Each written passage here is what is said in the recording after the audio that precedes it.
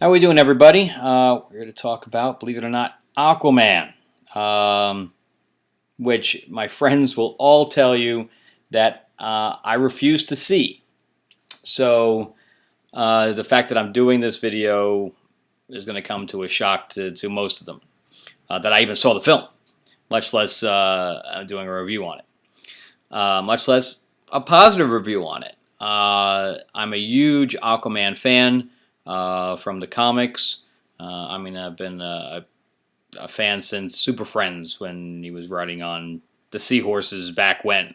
You know, when they did the Rebirth, when Jeff Johns redid Rebirth, he really did a significant upgrade to the character and brought him back to the way he was, because, you know, at one point they cut off his hand, they gave him a hook, and, you know, they gave him the beard and stuff like that, and I wasn't a fan of the beard, and I'm still not a fan of the beard.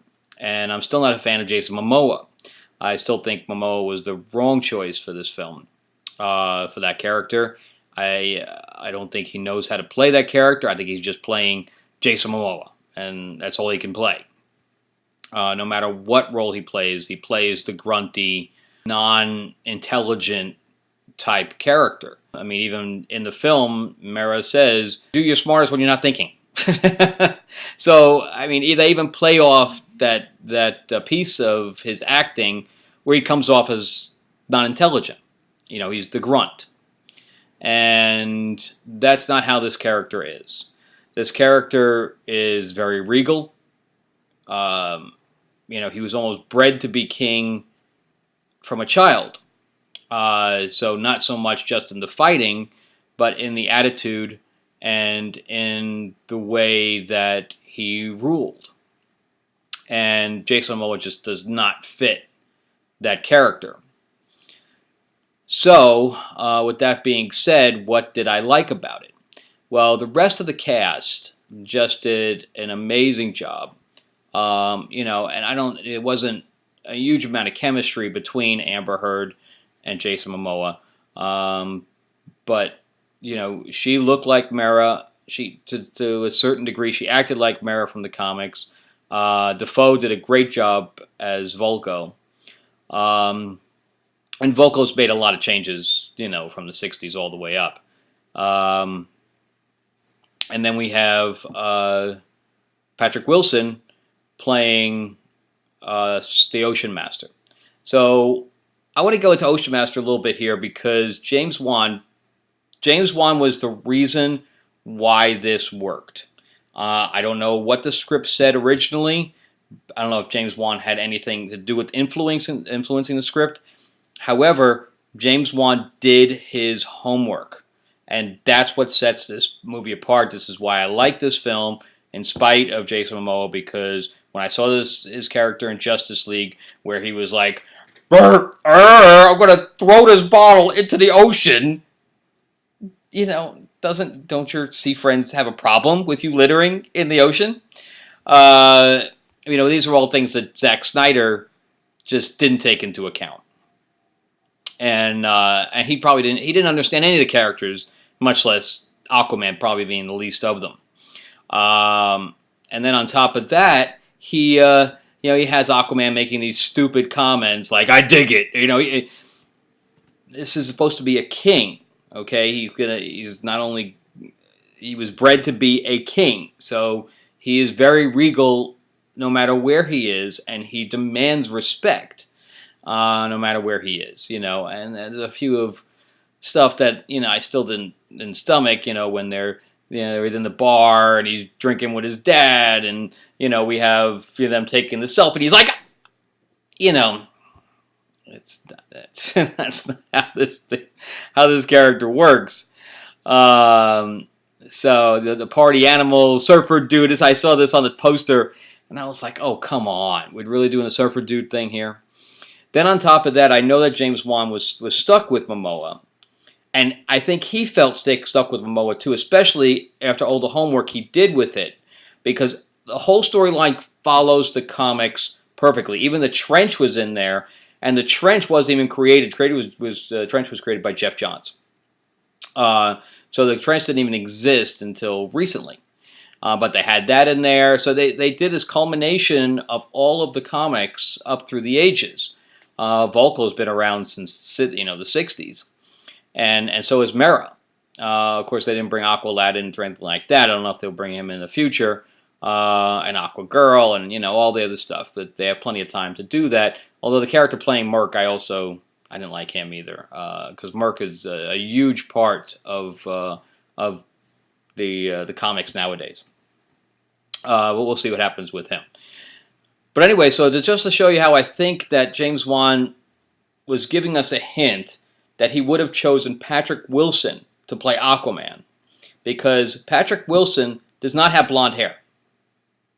And on top of that, Ocean Master does not have blonde hair. So both of them do not have blonde hair, yet he forced the actor to dye his hair blonde. Why?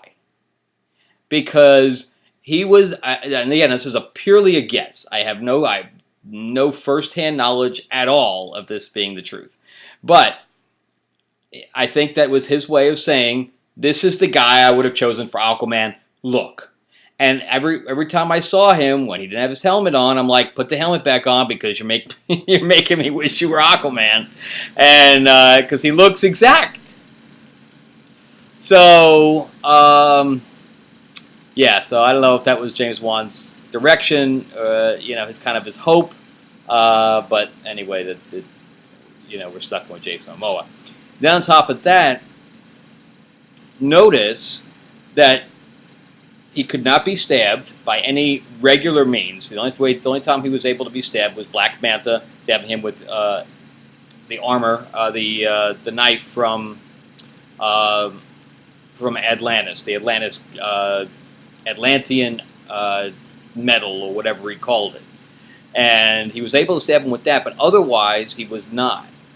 I mean, the guy took a grenade to the chest and just got right back up. So you can't shoot him, and you can't stab him with regular human-type weapons, so how do you give him tattoos? He's like Superman. You can't. You can't break his skin with a needle. At least nothing on surface.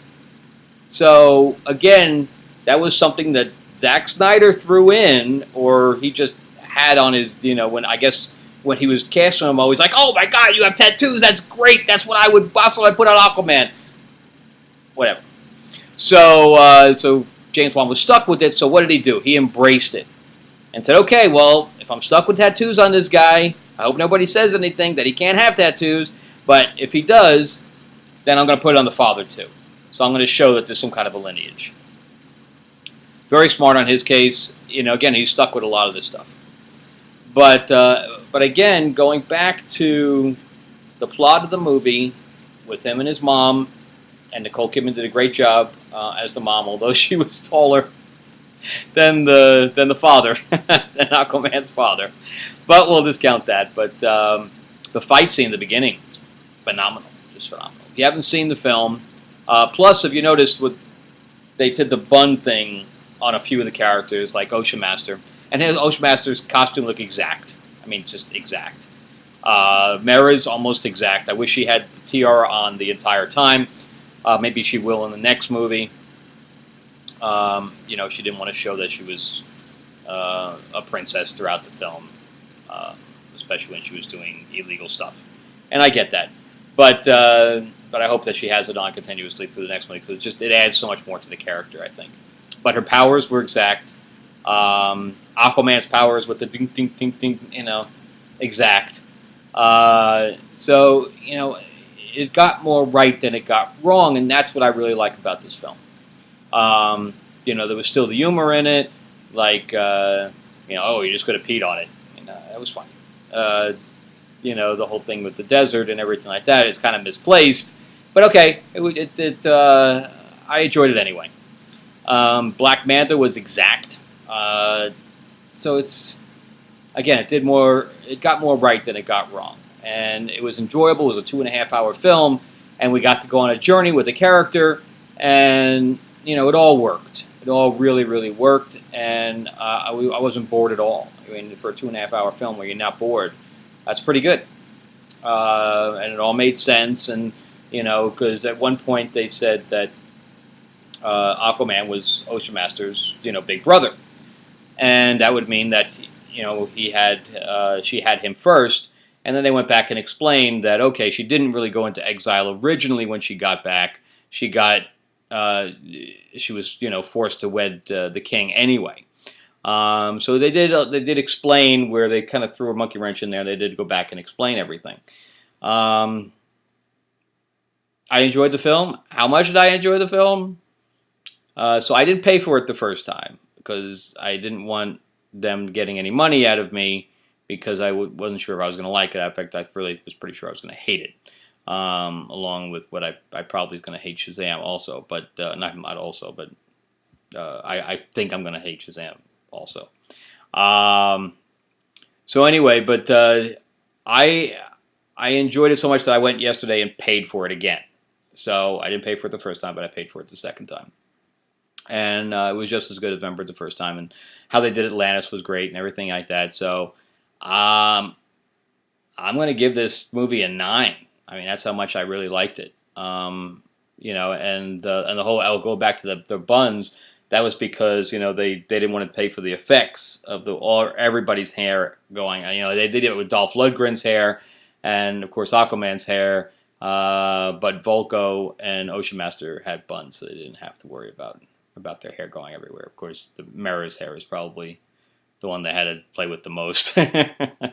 Anyway, I suggest you go see it, and I'm looking forward to the second one. And I can't believe I'm saying that because I hated Momoa's rendition of the character in Justice League so much that I wanted, if I could, before I put a hit on him, I probably would have. But because I love the character, and I love the world he comes from and everything like that. But anyway, that's my 2 cents on Aquaman, and we'll see what's coming out next. I think Glass is coming out next. All right, talk to you soon, and subscribe.